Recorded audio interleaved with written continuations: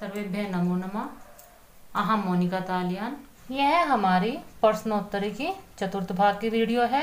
इससे पहले हम अपनी 3 वीडियो बना चुके हैं, जिसमें मैं आपके तीनों ही पाठों के एक पदेन, आम अथवा ना और जो अन्य आपके एक एक प्रश्न थे वह मैं आपको सभी करा चुकी हूँ।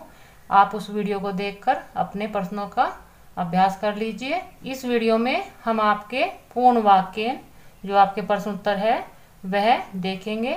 इन प्रश्नों की मैं आपको हिंदी समझाऊंगी और इनके जो उत्तर है उनकी भी हिंदी में आपको समझाऊंगी, क्योंकि प्रश्न आपके जो पूर्ण वाक्य होते हैं वह आपके कुछ दीर्घ होते हैं, आपको याद करने में कठिन होते हैं। लेकिन आप इनका अभ्यास अपनी संस्कृत में ही लिखित में करेंगे। 1 या 2 बार जब आप अपने प्रश्नों को लिख कर देख लेते हैं तो वह आपके अच्छी प्रकार याद हो जाते हैं और आपकी जो गलतियां होती हैं उनको भी आप अपने समय से पहले ही सुधार लेते हैं। यह आपका परीक्षा के लिए सबसे अच्छा तरीका है कि आप अपने प्रश्नों का लिखकर अभ्यास करें। अब हम अपने प्रश्न देख लेते हैं। केसाम संख्या न्यूनतरः अभवत्, किन की संख्याएं कम हुई। यह आपने अपना पाठ पढ़ा हुआ है। आपको पता ही है कि आपके पाठ में जो शेर है वह पशुओं को खा जाता है, इस कारण उनकी संख्याएं कम होती रहती है। तो यहाँ पर आपका जो इस प्रश्न का उत्तर बनेगा वह होगा पशुओं की संख्या कम हुई। मैं आपको आपके प्रश्न और उत्तर दोनों की ही हिंदी समझाऊंगी। संस्कृत का अभ्यास आप अपने आप करेंगे। अब से पहले बहुत सारी वीडियो में मैं आपको आपकी संस्कृत भी समझा चुकी हूँ। इसमें केवल आपको मैं आपकी हिंदी ही समझाऊंगी। सर्गालः मार्गे किम आपश्यत्, सर्गालः मार्ग में क्या देखता है।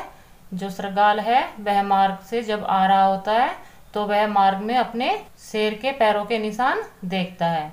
तो आपका जो प्रश्न का उत्तर होगा वह है आपका सर्गालः मार्ग में शेर के पैरों के निशान देखता है। गुहायाः समीपम गत्वा सर्गालः किम आवदत्, गुफा के समीप जाकर जो सर्गाल है वह क्या कहता है। गुफा के समीप जाकर सर्गाल कहता है कि हे गुफा, मैं आ गया हूँ। जिस प्रकार मैं आप तुमसे रोज पूछता हूँ कि सब कुशल है या नहीं, उसी प्रकार मैं आज भी पूछ रहा हूँ। तो ये आपका प्रश्न का उत्तर बनेगा कि हे गुफा, मैं आ गया हूँ, जैसा मैं तुमसे रोज पूछता हूँ कि सब कुशल है या नहीं, इस प्रकार। सत्यम ज्ञात्वा सर्गालः किम अकरोत्, सत्य जानकर जो सर्गाल है वह क्या करता है। सत्य जानकर सर्गाल उसी क्षण, जिस समय उसको सत्य का ज्ञान होता है वह उसी क्षण वहां से भाग जाता है। कहा पश्चातापम अकरोत्, कौन पश्चाताप करता है। जब सत्य जानकर सर्गाल वहां से भाग जाता है तो शेर बाद में पश्चाताप करता है। तो आपके प्रश्न का उत्तर बनेगा सिंहः, यानी कि शेर पश्चाताप करता है। विद्यालय कीदृशः छात्रः आसीत्, विद्यालय में कैसा छात्र था। यह आपका द्वितीय पाठ का प्रश्न है, जिसमें आपका बच्चा होता है वह आपका पढ़ने में कमजोर होता है, लेकिन वह आपका जिज्ञासु प्रवृत्ति का छात्र था। इस प्रश्न का उत्तर बनेगा का विद्यालय में जो छात्र था वह जिज्ञासु प्रवृत्ति का छात्र था। उपहास कारणात् छात्रः किम चिंतयति स्म, उपहास के कारण छात्र क्या सोचता है।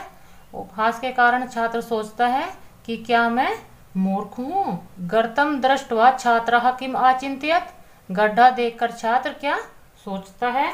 तो आपका इसका उत्तर बनेगा कि गड्ढा देखकर छात्र सोचता है कि यह सुंदर गड्ढा किसने बनाया है। माता किम उत्तरम आयच्छत, माता क्या उत्तर देती है।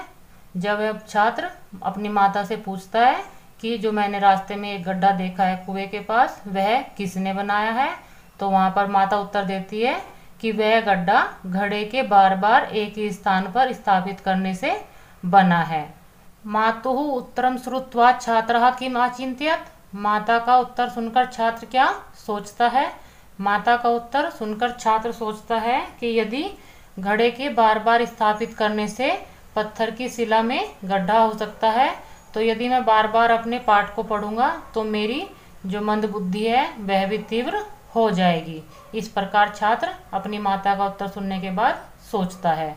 वृक्षः कथम जीवन्ति, वृक्ष किस प्रकार जीवित रहते हैं। वृक्ष भी हमारे ही समान भोजन खाकर और पानी पीकर जीवित रहते हैं। यह है आपके इस वाले प्रश्न का उत्तर है। वृक्षः पादपः किमर्थं कथ्यते? वृक्ष को पौधे किस लिए कहते हैं? वृक्ष अपने पैरों से ही भोजन ग्रहण करते हैं, इसलिए उन्हें पादपः कहते हैं। जो वृक्षों के पैर होते हैं वह उनकी जड़ें कही गई हैं और जड़ों से ही वे अपने भोजन को ग्रहण करते हैं, इसलिए वह अपने पैरों से भोजन ग्रहण करते हैं, इसलिए उन्हें पादपः कहते हैं। वृक्षः कथं फलन्ति? वृक्ष किस प्रकार फलीभूत होते हैं या फलते फूलते हैं? तो इसका उत्तर होगा आपका वृक्ष भूमि से जो आपका जल रूपी भोजन है उसको ग्रहण करके अपने अन्य भागों में देने के बाद जब वह अपने जड़ों से भोजन ग्रहण कर लेते हैं और उस भोजन को वह अपने अन्य अंगों में भी भेज देते हैं, इस प्रकार आपके वृक्ष फलीभूत होते हैं। वृक्षः कथं प्राणिनः इव आचरन्ति? जो वृक्ष है वह किस प्रकार प्राणियों के समान आचरण करता है? जो वृक्ष होते हैं आपके वह प्राणियों के समान ही पैदा होते हैं, उसके साथ बढ़ते हैं और उसके जैसे ही वह मर जाते हैं। इस प्रकार वह प्राणियों के समान आचरण करते हैं। जैसे एक मनुष्य का जीवन होता है जन्म लेना, वृद्धि प्राप्त करना और अंत में मृत्यु को प्राप्त करना, इसी प्रकार आपके वृक्षों का भी जीवन होता है। वह जन्म लेते हैं, वृद्धि प्राप्त करते हैं और अंत में नष्ट होकर मृत्यु को प्राप्त करते हैं। वृक्षः कथं प्राणिनां उपकारं कुर्वन्ति? जो वृक्ष है वे किस प्रकार प्राणियों पर उपकार करते हैं? यह वाला प्रश्न आपका मैं आपको बहुत बार समझा चुकी हूँ बहुत अच्छे से कि वृक्षों के पास हमें देने के लिए बहुत सारे सामग्री होती हैं, जैसे फल, फूल, पत्ते, छाया, लकड़ी, छाल, वह उन सबको हमें देकर हम पर उपकार करते हैं। तो आपके इस प्रश्न का उत्तर होगा कि वृक्ष पत्ते, फूल, फल, छाया, छाल और लकड़ी देकर सदैव प्राणियों पर उपकार करते हैं। इनका आप संस्कृत में अभ्यास करेंगे, जितना आप अभ्यास करेंगे आपकी परीक्षा के लिए उतनी ही तैयारी होगी। यह मेरा आपके लिए सहयोग है। मिलते हैं अगली वीडियो में। सर्वेभ्यः नमो नमः।